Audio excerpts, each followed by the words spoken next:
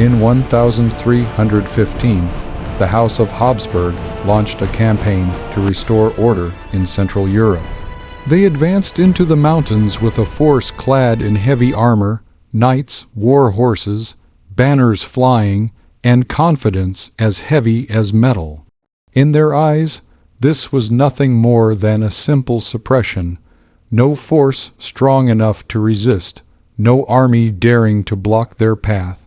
But on the covered mountain slopes, there were people who did not look like an army. No shining helmets, no noble titles, no ornate armor.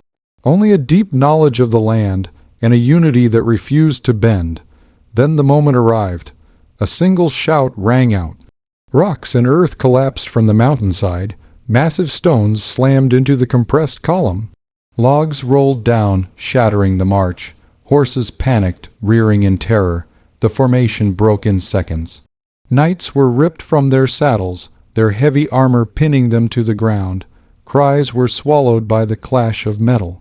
What was meant to be a show of intimidation turned into a battlefield of confusion in a way no one had expected. And within only a few hours, an army once believed to be unstoppable was shattered among the mountains. This was Morgard. To understand Morgarden, you must first understand one simple question: who believes they own the land and who refuses to accept that belief? This story takes place in what is now central Switzerland. In the year 1315, this area is not a country. It is a rugged mountain region made up of narrow valleys, deep forests, and dangerous alpine passes. 3 of those valleys are central to this story: Uri, Schweiz, and Anwalden. Today they are part of Switzerland. In the early 1300s, they are small rural communities. These valleys may look poor at first glance, few towns, no great castles, no wealthy courts, but their location makes them valuable. They sit on routes that cross the Alps. Anyone moving goods, armies, or money through the mountains must pass near them. Control the roads and you control trade. Control the courts and you control daily life for generations. Uri, Schweiz, and Anwalden have governed themselves. They choose local judges. They regulate their own roads and tolls. They answer directly to the Holy Roman Emperor, not to nearby nobles. And this is the key point. By tradition and imperial law, they are not supposed to belong to any regional lord. But nearby, a powerful noble family does not accept the situation. The House of Habsburg controls large territories in what is now Austria and surrounding regions. They are wealthy, well-connected, militarily respected. To the Habsburgs, power should be clear and orderly. Land near their borders should answer to them. Roads should pay tolls to them. Judges should be appointed by them. From their perspective, the mountain valleys are an error in the system. They lie inside Habsburg influence, but outside Habsburg control. This creates a fundamental conflict. The Habsburgs believe these lands should answer to us. We should appoint the judges. We should collect the tolls. The valleys believe we have lived free for generations. No local lord has the right to rule us. At first, the Habsburgs do not attack. They apply pressure. They send officials into the valleys.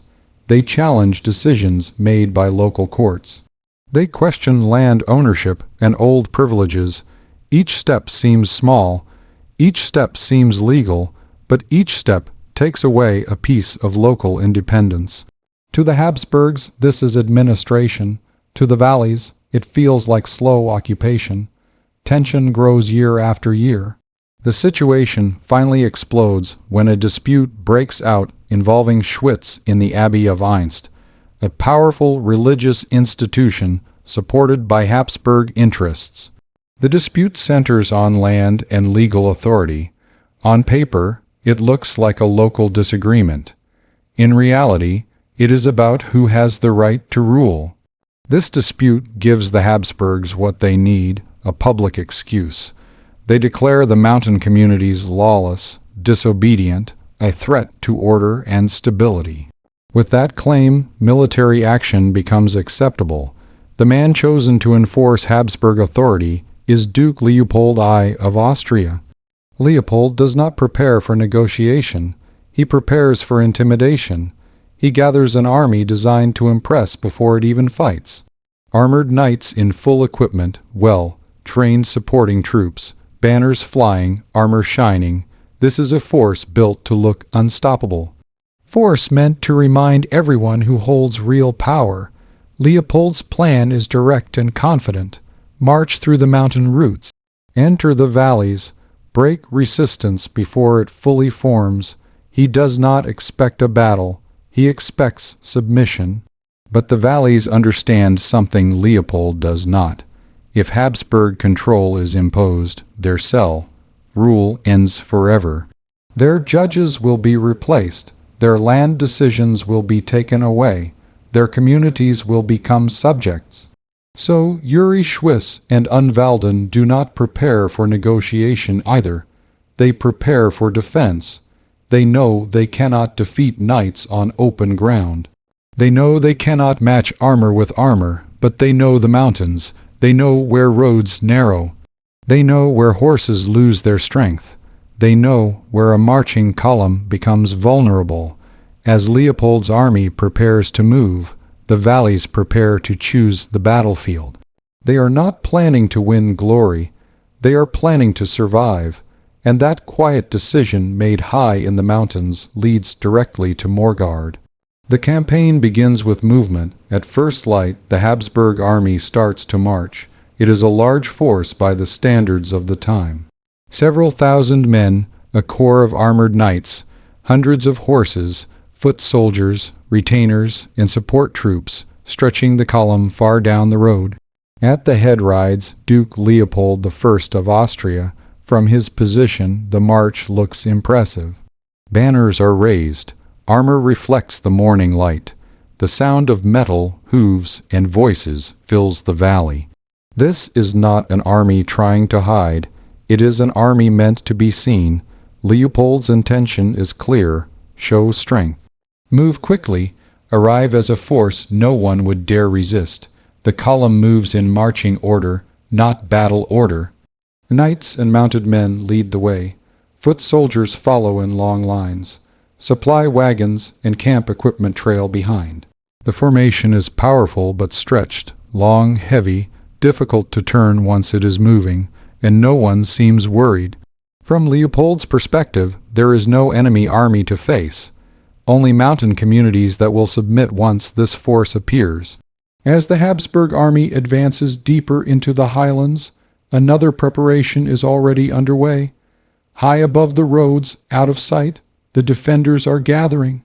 The men of Uri, Schweitz, and Unterwalden assemble before the Habsburg column ever reaches them. They do not gather in one mass. They move in small groups, quietly using forest paths and slopes they have known since childhood. They are led by local commanders chosen for experience, not rank. Men who understand one crucial fact. They cannot defeat this army by meeting it head-on, so their plan is built around one idea. Do not fight the army, break the march. Days before the Habsburg movement begins, these commanders study the routes. They walk the roads, they watch how wagons move, they observe where horses slow on uneven ground. They look for one thing above all else, a place where the army must compress. They find it along a narrow mountain route near Lake Igori. Here, the road is trapped between water and rising ground. Here, a wide formation becomes impossible. Here, a long column cannot turn or redeploy quickly. Once this place is chosen, preparation becomes precise. The ambush force is divided into clear roles. At the highest points above the road, strong men prepare heavy objects. Large stones are loosened. Logs are positioned so gravity will carry them downward. These men are instructed to wait, not to fight. Below them, closer to the road, fighters with long weapons take position, halberds, spears, hooks. Their task is not to charge, but to pull riders down, to stop forward movement, and to keep fallen men from standing again. Further, along the slope, reserve groups wait. Their job is to close the corridor once the attack begins, to block escape, to prevent any regrouping. Every man is told where to stand. Every man is told when to act. No one moves without the signal. Timing matters more than numbers. The plan is simple but unforgiving. Let the Habsburg army enter the narrow stretch. Let the front move ahead. Let the center compress under its own weight. Only when the column is fully committed, when turning back creates as much danger as moving forward, will the attack begin. Down below, the Habsburg army continues its march. The sound of hooves echoes through the valley. Armor clinks, banners sway. Leopold sees only progress, only momentum. Above him, the defenders wait. They are not nervous. They are not rushing. They know that once the signal is given, the strength of the Habsburg army will work against itself, and the mountain will decide the rest. Late in the morning, the Habsburg army reaches the most dangerous part of the route. The road now runs tightly between the lake and the mountain slope. There is no open space, no field to deploy, only a narrow passage that forces the entire army into a single line of movement. The column does not stop. At the front rides Duke Leopold I of Austria. He sees the road narrow, but he does not slow the march. To him, this is difficult terrain, not hostile ground. The army continues forward exactly as planned. At the narrowest points, knights are forced into 1 or 2 men across. Behind them, infantry, mounted retainers, and supply troops pile in tightly. The column stretches far behind, but here near the lake, it becomes thick and heavy. Men are close enough to touch each other. Horses walk carefully, their heads low. Armor scrapes against armor. The sound of movement fills the passage. Hooves on stone, metal shifting, orders spoken calmly without urgency. There is still no sign of an enemy. This is the final condition the defenders have been waiting for. Above the road, the ambush force watches in silence. They see the front of the column pass through the narrow stretch. They see the center move into position. They see the rear continuing to feed men forward, increasing the pressure. The entire Habsburg army is now locked into the terrain. Only then does the attack begin. The first strike comes from above. Several large rocks are released at once. They fall, bounce, and shatter as they hit the road. One smashes into the lead horses. Another crashes among the infantry just behind them. A horse collapses sideways. Its body blocks the passage completely. Movement stops at the front, but the men behind do not know this yet. They continue to push forward, following the rhythm of the march. Within seconds, the center of the column compresses violently. Shouts rise, not commands, questions. Before officers can understand what is happening, the second wave hits. Heavy logs roll down the slope, gaining speed as they descend. They strike shields, knock men off balance, and send horses into panic. Several horses rear and crash into each other. One falls, then another. The road is now choked. At this moment, the defenders move in. They do not rush all at once. They descend in small, coordinated groups. Their targets are clear. They strike horses first. They pull riders sideways, using hooks and halberts. They attack legs, not armor. A knight is dragged from his saddle and slams onto the stone road. In heavy armor, he cannot rise. Another rider loses control when his horse is struck. The animal falls, crushing men beneath it. Each fallen body becomes an obstacle. Each obstacle tightens the trap. Inside the column, panic spreads rapidly. Men in the front cannot move forward. Men in the rear continue to push, unaware that the road is blocked. Those in the center are squeezed between them. Commands are shouted, but they break apart in the noise. The sound of battle echoes violently between water and stone. It is impossible to tell where danger is coming from. Knights try to turn their horses. There is no room. Infantry attempt to pull back. They are shoved forward by pressure from behind. The army loses its shape. What was once an organized column becomes a series of isolated struggles. Some men try to climb the slope. slipping on loose soil and roots. Others are forced sideways toward the lake. In heavy armor, balance is fragile. A misstep is enough. Several soldiers fall into the water. The weight of their gear drags them under almost instantly. The sight is terrifying. Now the panic becomes total. Men throw down shields. Some cut loose their weapons. Anything that might slow them is abandoned. The defenders do not chase wildly. They stay close. They keep pressure on the trapped sections of the road. Their goal is not slaughter. It is collapse. Within minutes, the Habsburg army is no longer fighting as an army. It is a mass of individuals reacting to fear, noise, and pressure. By the time Leopold understands that this is a coordinated ambush, not a local disturbance, the damage is already done.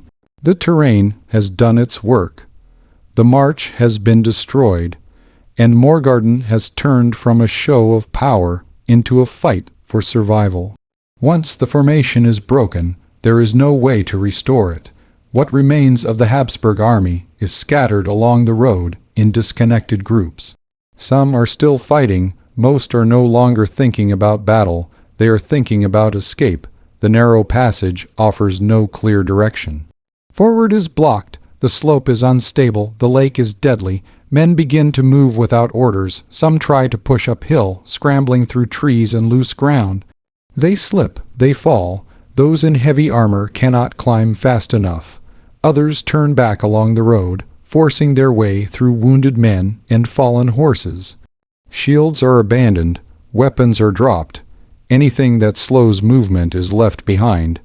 The retreat does not happen all at once. It spreads unevenly, starting from the center of the column and moving outward. Officers attempt to regain control. They shout commands. They try to rally small groups, but the terrain defeats them. There is no space to regroup, no open ground to form ranks, no clear line of sight. Fear moves faster than authority. As the pressure eases in some sections, survivors begin to pull away from the pass.